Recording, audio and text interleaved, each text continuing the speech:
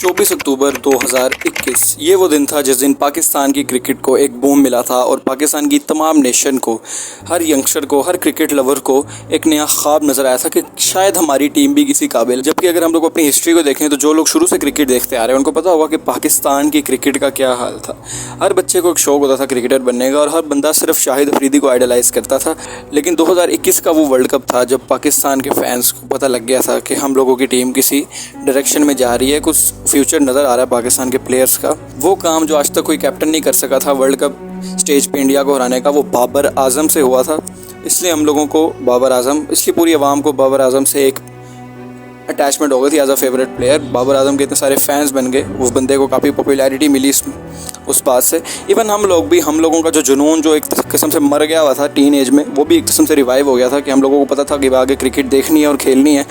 कुछ लोगों के ड्रीम होते हैं क्रिकेटर्स बनने के, उन लोगों के ड्रीम्स जो हैं वो और ज़्यादा पंप हो गए थे कि हम लोगों को अब तो अपनी टीम के लिए कुछ ना कुछ करना ही पड़ेगा, क्योंकि पाकिस्तान की performance through out the years हमारे सामने थी। ऐसी परफॉर्मेंस हम लोगों ने देखी नहीं थी as a unity in the team. ऐसी टीम हमने नहीं देखी थी पहले पाकिस्तान जो इस वर्ल्ड कप में हमें नज़र आई थी। लेकिन फिर 2023 आ गया और हमारे प्लेयर्स आहिस्ता आहिस्ता करके जो हम लोगों को सुपरस्टार लगते थे वो गिरते गए। एज ए टीम भी फिर एक दफ़ा बिल्कुल नीचे ही आ गई और अब टीम का ये हाल है कि अब हम बांग्लादेश जैसी टीम से भी टेस्ट की सीरीज़ हार चुके हैं और वर्ल्ड कप में एसोसिएट टीम्स यूएसए से भी हार चुके हैं। मतलब एक किस्म से प्योर डाउनफॉल आया हुआ है इस वक्त पाकिस्तान की टीम का। लेकिन अभी तक किसी को समझ नहीं आ रही कि ऐसा हुआ क्यों है। तो आज हम लोग इसी पर नज़र डालेंगे कि आखिर ऐसा क्यों हुआ।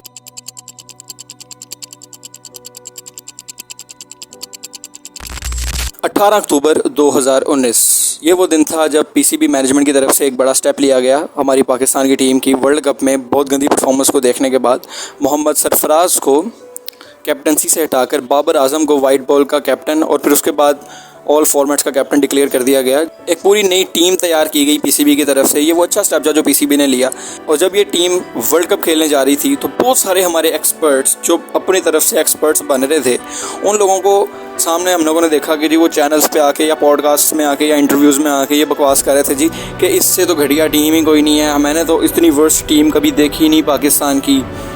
लेकिन फिर हमारी टीम ने वर्ल्ड कप में परफॉर्म किया और हम लोगों ने न्यूजीलैंड, अफ़गानिस्तान, इंडिया इन सबको ब्रूटली हरा कर नंबर 1 स्टेज पर, नंबर 1 पोजीशन पॉइंट्स टेबल पर पाकिस्तान को लेके गए।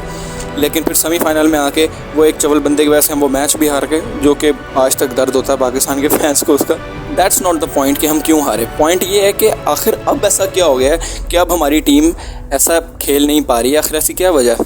इंग्लैंड के साथ 2022 में फ़ाइनल T20 वर्ल्ड कप खेला जो कि हम हार गए।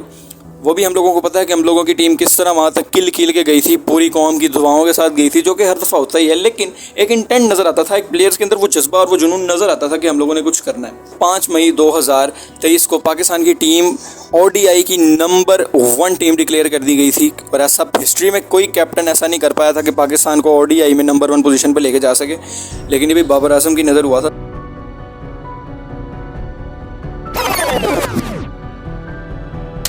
पहला रीज़न ये है कि हमारे जो 2 सुपरस्टार थे बाबर आजम और रिजवान, उनको टीम में अबू बना दिया गया। अबू इन द सेंस के उन लोगों के ऊपर पूरा रिलाय किया गया कि भाई ये 2 बैटर्स हमारे पास हैं तो हम लोग कुछ कर सकते हैं, जो कि रियल बात भी थी। उन 2 बंदों के अलावा टीम में ऐसा कोई बंदा नहीं था जो पाकिस्तान की बैटिंग लाइनअप को होल्ड कर सके। जो लोग शुरू से क्रिकेट देखते आ रहे हैं उन लोगों को पता ही होगा कि पाकिस्तान की टीम शुरू से ही बैटिंग में लैग करती थी। बैटिंग में हमारे पास एक आधा कोई बैट्समैन होता था जो भी एक आधी दफ़ा पूरे वर्ल्ड कप या किसी टूर्नामेंट या सीरीज़ में परफॉर्म करता था। उस पर हम लोग खुशियाँ मना रहे होते थे कि किसी बंदे ने परफॉर्म कर दिए। लेकिन अब हमारे पास ये हालात है कि बाबर और रिजवान हमारे पास 2 बहुत डोमिनेटिंग प्लेयर्स थे जो पूरी बैटिंग लाइनअप को लेके चल रहे होते थे। लेकिन फिर उन लोगों के ऊपर इतना रिलाय कर दिया गया कि सब कुछ बाबर और रिजवान ने ही करना है। जिस दिन रिजवान नहीं चलेगा उस दिन बाबर के हाथ में है कि उसने किस तरह 10 के 10 बैटिंग लाइनअप को लेके चलना है, 10 के 10 बंदों को आउट नहीं करना। जिस दिन बाबर साहब जल्दी आउट हो गए गलती से, उस दिन पूरी गेम रिजवान ने खेलनी है और किसी बंदे ने परफॉर्म ही नहीं करना। कोई उसके साथ टिक ही नहीं सकता जी, वो अकेला बंदा फिर पिच पे खड़ा होगा। तो ऐसे टीम नहीं चलती। ऐसा अगर आप लोग स्टैट्स देखें तो बाबर और रिजवान वो 2 प्लेयर्स हैं जिनके scores through out the season पूरी टीम से ज़्यादा उन दोनों के सिर्फ रन हैं। तो ऐसे टीम्स नहीं चलती। एक और जो रीज़न हमारे डाउनफॉल का मुझे लगता है वो है हमारा टट्टी मिडल ऑर्डर, जो 2021 के वर्ल्ड कप में भी टट्टी था। शादाब खान जैसे बॉलिंग ऑलराउंडर से हम लोग 5वें नंबर पे बैटिंग करवाते थे। उस वर्ल्ड कप के बाद जो हम लोगों को नज़र आया ना लैग शुरू से, वो मिडल ऑर्डर है। बाद में ये इफ्तिखार, उस्मान खान और इन जैसे बंदे जो मेरे ख्याल मिडल ऑर्डर में डाले गए वो नहायत ही फजूल थे। आज तक इनमें कोई मिडल ऑर्डर में परफॉर्म नहीं कर पाया। ऐसे बहुत सारे सीरीज़ भी मेरे पास हैं। इवन 2022 के वर्ल्ड कप में हम लोग जब भी हारते थे, बाबर रिजवान जल्दी आउट हो जाते थे, उसके बाद हम सबके सामने होता था शाहीन साहब आके को जी इधर उधर के गलती से छक्के लग रहे हैं, रऊफ़ ने एक आधा 2 छक्के मार दिए। एशिया कप में जो वहानी ने 2 छक्के मार दिए, तो जी हम लोगों की टीम जो है वो जीत की तरफ जारी होती थी, जबकि सबको पता है कि ऐसे तो टीम नहीं चलती। एक और रीज़न जो जिसकी वजह से हम लोग आ रहे वो है हमारा टट्टी स्ट्राइक रेट। सब लोगों का स्ट्राइक रेट आप लोगों के सामने, आप लोग स्टैट्स जाके देख सकते हैं। स्ट्राइक रेट इतना स्लो। आखिरी के जो 2 साल हैं 23 और 24, ये वाला साल, इवन दिस वर्ल्ड कप और 2023 में मोहम्मद रिजवान की अगर आप लोग स्ट्राइक रेट देखें तो उन भाईजान का स्ट्राइक रेट टेस्ट से भी ज़्यादा स्लो है। इवन वो टेस्ट में भी कोई ख़ास प्लेयर इतना स्लो नहीं खेलता जितना वो T20 में और ODI में खेल रहा होता था। मेरा नहीं ख्याल कि रिजू भाई को ऐसा क्या हो गया, क्योंकि वो एक टाइम पे हमारा इतना डोमिनेटिंग प्लेयर था, नंबर 1 T20 बैटर बन गया था। सूर्य कुमार यादव और मेरा ख्याल एक और बंदा था, उसको क्रॉस कर गया था। उसके बाद ऐसा क्या हुआ कि Mohammad Rizwan slow strike rate खेलने लग गया? इसका एक रीज़न हो सकता है इनका गली क्रिकेट माइंडसेट, क्योंकि इनका गली क्रिकेट माइंडसेट है जिसकी वजह से हम लोग हर दफ़ा लैग करते हैं। वो ये है कि जी पहले जो 2 या 3 बैट्समैन हैं, पावर प्ले सारा गुजार लो, शुरू के ओवर जो है उनको जब उनके बॉलर सके नहीं हुए तब तक किसी तरह सर्वाइव कर लो। बीच में हम लोग आके थोड़ा फास्ट खेलेंगे, उसमें हम रिस्क भी ले लेंगे, आउट हो गए नहीं हो गए, और आखिरी के ओवर्स में डेथ ओवर्स में कोई मिडल ऑर्डर बैट्समैन आ जाएगा और हिटिंग कर लेंगे। जबकि हम सबको पता है मिडल ऑर्डर बैट्समैन ऐसा हमारे पास है नहीं जो हिटिंग कर सके एंड पे आगे। और ये मेंटालिटी फजूल है, ये गली क्रिकेट में होता है। हर बंदा अपनी विकेट बचा रहा होता है, छक्के को इसलिए नहीं मार रहा होता कि मैं आउट ना हो जाऊँ, और जिस बंदे से लगते नहीं वो आके छक्का ट्राई कर देता है और वो आउट हो जाता है, जिसकी वजह से पूरी टीम डाउन हो जाती है।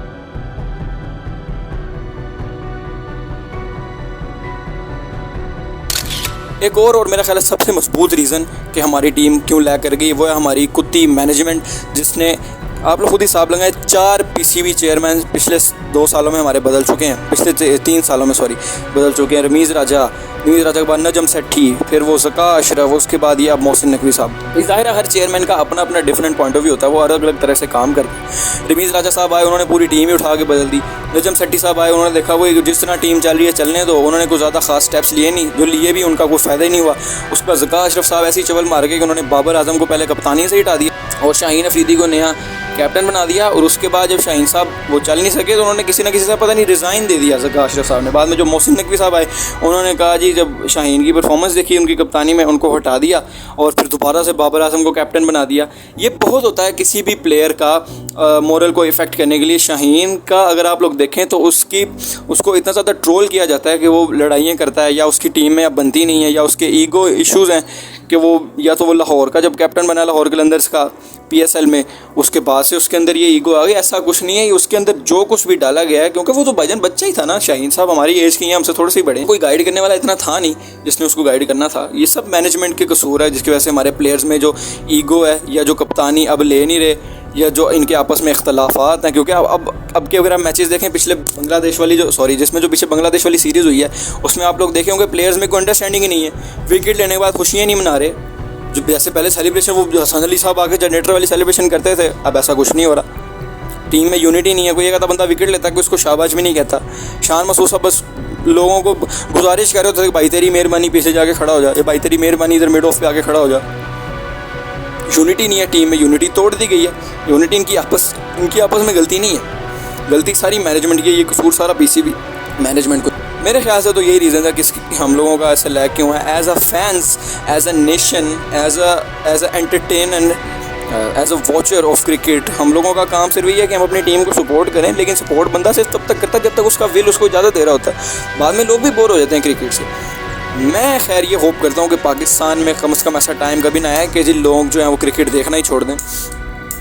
मैं आप लोगों को रेकमेंड करूँगा कि PCB की तरफ से चैम्पियंस कप आ रहा है, जिसमें मेरे ख्याल से बहुत सारी गलतियाँ हैं, लेकिन उस पर भी मैं कोशिश करूँगा कि रोज़ रोज़ एक मैच की वीडियो बनाएं और देखें कि इसमें क्या सही हुआ, क्या गलत हुआ और टीम किस तरफ जा रही है। अगर आप लोगों को इस किस्म का कंटेंट देखना पसंद है तो मेरी वीडियो को लाइक ज़रूर कर दीजिएगा और कमेंट में ज़रूर बताइएगा कि मैं ऐसी वीडियोज़ और बनाऊँ या ना बनाऊँ। Thanks for watching and subscribe the channel.